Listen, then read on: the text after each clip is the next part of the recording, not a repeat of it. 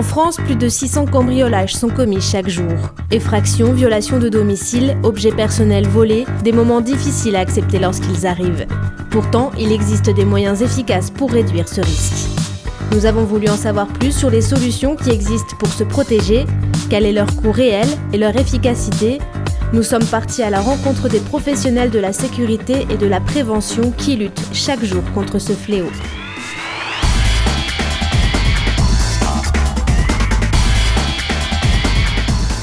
C'est à Nantes que commence notre enquête auprès de spécialistes du domaine.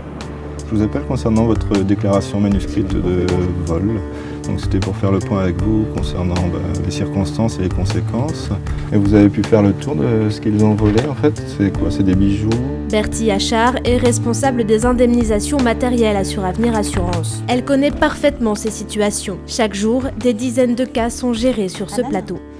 Je voulais te voir pour ce dossier du coup. D'une manière générale, on constate que les vols arrivent le plus fréquemment pendant les périodes d'absence prolongée des personnes, notamment pendant les périodes de vacances scolaires, mais également souvent lorsque l'on part pour la journée de travail et que l'on ne prend pas forcément toutes les précautions nécessaires. Parmi ces précautions, pensez à renforcer les éléments mécaniques tels que les portes, serrures ou fenêtres.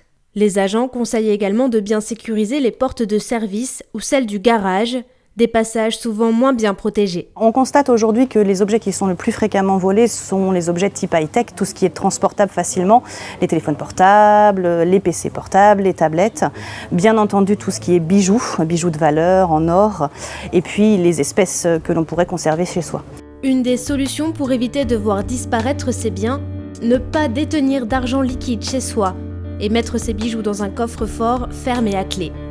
Alors nos conseils sur le plan indemnitaire seraient de bien conserver bien sûr toutes vos factures d'achat, dans la mesure du possible qu'elles puissent être nominatives, les factures. Pensez également à vous prendre en photo avec vos bijoux portés et à bien conserver tous vos éléments de preuve, soit en double chez des amis ou des parents, et également pourquoi pas sur des coffres forts électroniques. Afin de dissuader les cambrioleurs et pour une sécurité optimale, le système d'alarme relié à un centre de surveillance, et si possible avec vidéo, reste le moyen le plus efficace.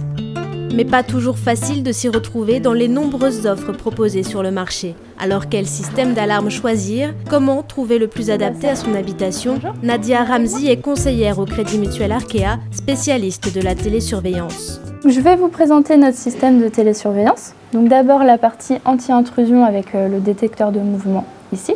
La partie anti-incendie avec le détecteur de fumée connecté. Et enfin la sirène qui permet de retentir en cas d'alarme ici.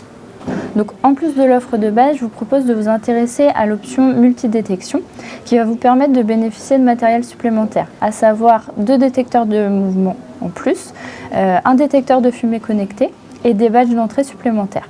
Et pour plus de sécurité, vous allez pouvoir compléter votre offre avec l'option e-Gardien, donc qui permet une télé-interpellation audio et vidéo, c'est-à-dire qu'on va pouvoir voir et on va pouvoir communiquer avec l'intrus dans votre maison. Grâce à la séquence vidéo, le flagrant délit est constaté et le centre de télésurveillance peut immédiatement faire intervenir les forces de l'ordre. Avec l'option e-Gardien, un professionnel vient à votre domicile installer le matériel de télésurveillance. Bonjour, Yves Le Goff, technicien Arkea Sécurité. Enchanté. Je viens faire votre installation. Donc ce module-là, en badgeant une fois, on active le système d'alarme. En badgeant une deuxième fois, on le désactive, tout simplement. C'est simple. Nous allons voir maintenant ensemble l'emplacement du détecteur. Celui-ci a pour fonction de déclencher votre système d'alarme en cas d'intrusion. Le meilleur emplacement pour moi, il est ici, car avec cet emplacement, il a la possibilité de visualiser un maximum la pièce à protéger. J'ai choisi cette solution car je recherchais une offre simple et efficace, notamment lors de mes absences, pendant les vacances ou en cas de déplacement professionnel, afin de protéger l'ensemble du domicile. Je vous ai donc installé ce détecteur de fumée connecté ici, qui a pour fonction de protéger les personnes lors de leur sommeil. En plus du signal sonore, ce détecteur de fumée connecté prévient directement le centre de télésurveillance. J'ai équipé donc votre porte de service d'un contacteur, car c'est un point vulnérable dans votre maison. Je vous propose donc de faire un test de sirène.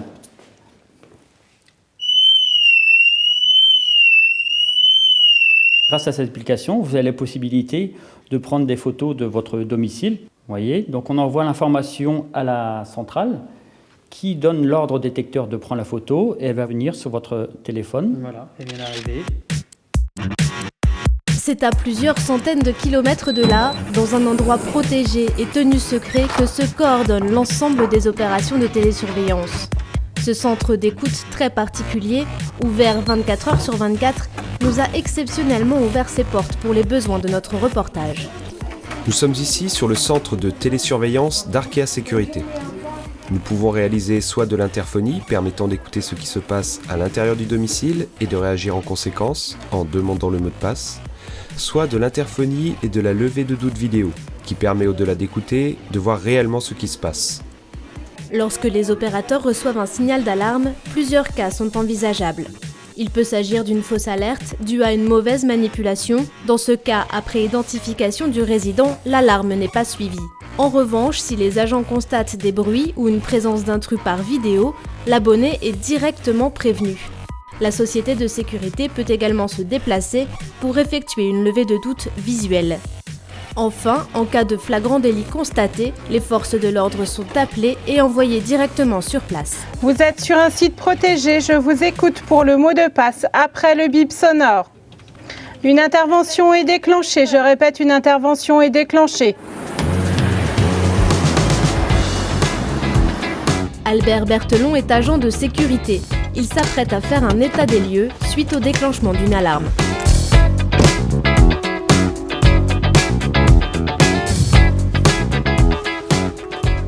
Alors on est arrivé, on a fait un contrôle visuel de la maison, de l'extérieur. On a contrôlé la face avant importante de la porte et le garage. On est passé sur le côté. Maintenant on a contrôlé les baies vitrées extérieures et les fenêtres et les issues.